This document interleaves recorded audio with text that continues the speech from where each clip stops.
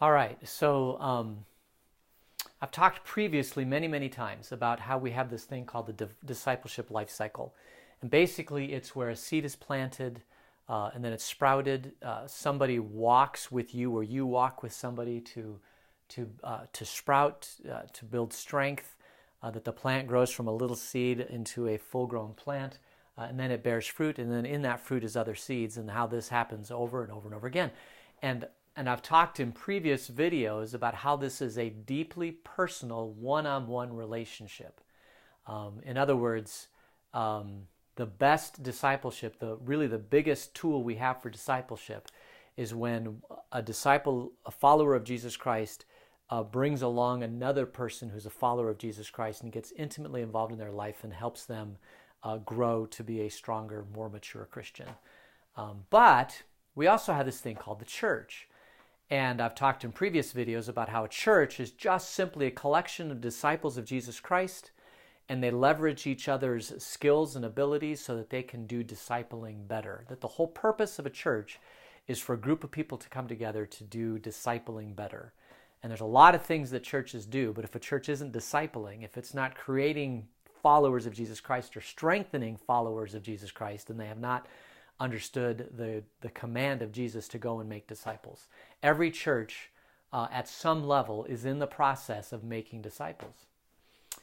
I've talked about that several different times in several different videos, but what I want to talk about today is specific to Christ Lutheran Vale Church. We've been reading a book at the staff level called Vital Staffing for Healthy Churches. Vital Staffing for Healthy Churches.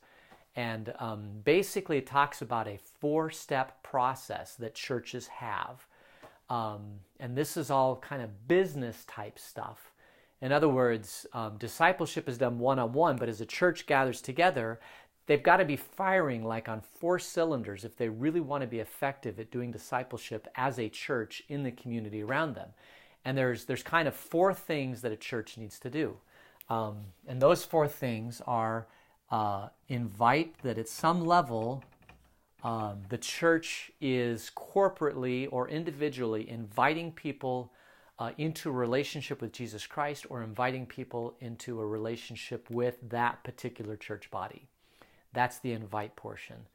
And so at some level, somebody who is not a member or associated with that church comes in and is invited into that church through whatever means. They might attend a worship service, or they might answer a mailing, or they might see something on the internet, or whatever. They're invited. And then the next thing is that somehow the church, this is the corporate church, needs to try to figure out a way to connect that person to the church's ministries or to the mission of that church. It's called the connect portion. And so a church has to do this really well. They have to have inviting portions, and then once people show up at the doorstep, they've got to find a way to connect those people into the church. So invite, connect, and then the book calls it apprentice, which I think is discipleship, but they called it apprentice because all of this is actually discipleship. But the apprentice portion of it is basically the learning, the growing. I think it's basically growing in your faith, building. If you've seen the video on tree rings, it's building tree rings in your life so that you become stronger in your faith. And then the final one is the send. That once you've done that, the church has to provide opportunities. The corporate church has to find opportunities to allow people to use their spiritual gifts to grow the faith of the world around them. And so if a church has all 4 of those things, and they do them well, then that church will be a healthy, vital church in the community. Now, the question becomes, how does this match with this? Because this is all done at the corporate church level. In other words, there's a business called the church. It's a group of people that have gotten together. They have a mission. They might have joint, they might have a bank account. They might have a charter. They might have a constitution, and they've figured out how they're going to serve the world around them. That's the church, which is made up of individuals who are discipling and being discipled. And the question is, how do these two things interact with each other? And that's what we want to talk about a little bit, because this is kind of how I see it. So you've got the corporate church, and somehow they're doing something to invite people into a relationship with Jesus Christ and to invite people into that particular congregation. So somebody shows up at a church on Sunday morning because either somebody invited them or they saw something in the newspaper, on the internet, or maybe they're just driving by and they saw a sign or whatever. Anyway, they show up at the doorstep. That's the invite portion. And then from there, you've got the connect portion. And the connect, now this is the corporate church, the people who have gathered together to form a church, and they use their shared resources to do discipleship. That organization, I call it Church Inc. All right, it's not the Church of Jesus Christ, which is all the saints throughout all time that have ever lived. And this is a group of people. It's a congregation. It's a congregation, Church Inc. And if that congregation truly wants to be as effective as possible, what they will do is that they will engage in a conversation to anybody that's been invited that shows up and say, we are interested in your spiritual development, and so what we'd like to do is we would like to connect you to our church wherever you are. So wherever you are in your faith journey, we'd like to connect you. Now, that may happen in several different ways. First of all, they may not be ready yet for a discipling relationship with Jesus Christ. They're just curious. A seed's been planted, but you know that maybe more seeds need to be planted. So somehow the church would need to connect them here at this level to plant more seeds in their life. Or maybe a seed's been planted and they say, I would really like to become a follower of Jesus Christ. In which case, at that point, a church should connect them to a program that teaches them the basics of Christianity and the faith, and entering into a discipleship type relationship with this person that's deeply personal, deeply one-on-one, and the purpose is to bring them where maybe they're not followers of Jesus Christ until the point where they are fully devoted followers of Jesus Christ who have been discipled in what it means to be a Christian, what it means to be a follower of Jesus Christ, so that you could remove the posts and then that person finds their own way to continue to grow in their faith with or without other people. With other people, but instead of us directing how they're going to grow in their faith, they direct how they're going to grow in their own faith. You might have people that show up in your church and the seeds already been planted, they've already sprouted. They're deep, mature Christians. They just want to continue growing. So at that point, you connect them to growing. And there may be people that show up at your church, and they're strong, mature Christians. They've been Christians for a very long time. They've been disciples of Jesus Christ. They're just looking for a place where they can join together and help in the mission of bearing fruit to the world around them.